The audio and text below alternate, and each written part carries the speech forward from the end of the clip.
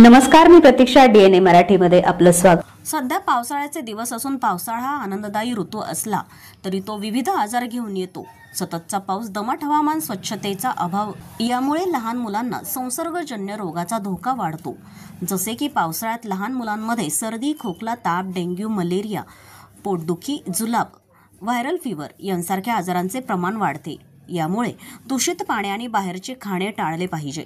याबद्दल मोरिया हॉस्पिटलचे बालरोग तज्ज्ञ डॉक्टर अभिजित चिद्रवार यांनी माध्यमांशी बोलताना आपली प्रतिक्रिया व्यक्त करत आपल्या लहान मुलांची कशा पद्धतीने काळजी घेतली पाहिजे याबद्दल सविस्तर माहिती दिली आहे. नमस्कार, मी डॉक्टर अभिजित चिद्रवार, बालरोग तज्ज्ञ, मोरिया हॉस्पिटल. मागील 17 वर्षापासून परभणी येथे प्रॅक्टिस करतोय. यावर्षी जे आपण आता बघतोय, जून महिन्यामध्ये ढगाळ वातावरण आहे, खूप सारा पाऊस पडतोय, तर ओपीडीज या पूर्णपणे भरलेल्या आहेत. यामध्ये व्हायरल फीवरचे पेशंट्स भरपूर जास्त प्रमाणात आहेत, संडास उलटीचे पेशंट्स आहेत, जुलाब बाळांना भरपूर प्रमाणात होत आहेत, कावीळचे पेशंट बरेच प्रमाणामध्ये बघायला मिळत आहेत. तर या सर्वांचं एक महत्वाचं कारण म्हणजे या वातावरणामध्ये काही विशिष्ट विषाणू पूर्ण वातावरणात पसरत असतात आणि ते आपल्या अन्नातून, पाण्यातून आपल्या बाळांच्या पोटात जातात आणि मग तिथून बाळांना जुलाब, उलट्या, अतिसार ज्याला आपण म्हणतो, कावीळ ज्याला म्हणतो, या सगळ्या गोष्टींची लागण होत असते.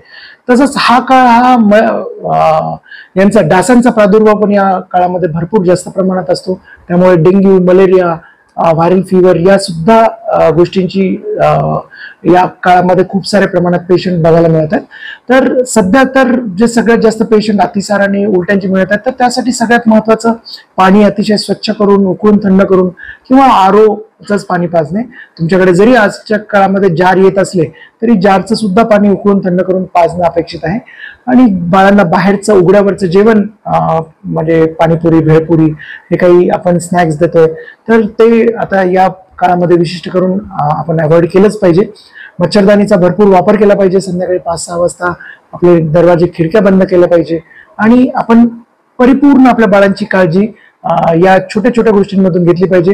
ज्यांना पण व्हायरल फीवर आहे, स्वतःला समजा सर्दी खोकला असेल, त्यांनी बाळांना प्रोटेक्ट करण्यासाठी आपल्याकडे सिक रूम नावाचा एक कन्सेप्ट डेव्हलप केला पाहिजे, ज्यामध्ये त्या काळामध्ये त्यांनी त्याच रूम मध्ये जाऊन झोपायचं, दुसऱ्या फॅमिली मेंबर्सच्या संदर्भात यायचं नाही, ताकि पूर्ण फॅमिलीला, कारण आम्ही बघतो की एकाला सर्दी खोकला ताप होतो आणि मग पूर्ण फॅमिली मेंबर्सला त्यापैकी होतो.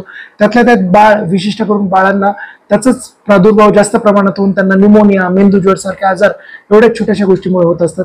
तर घरच्या सर्वांनी याबद्दल विशिष्ट करून काळजी घ्यायला पाहिजे. धन्यवाद.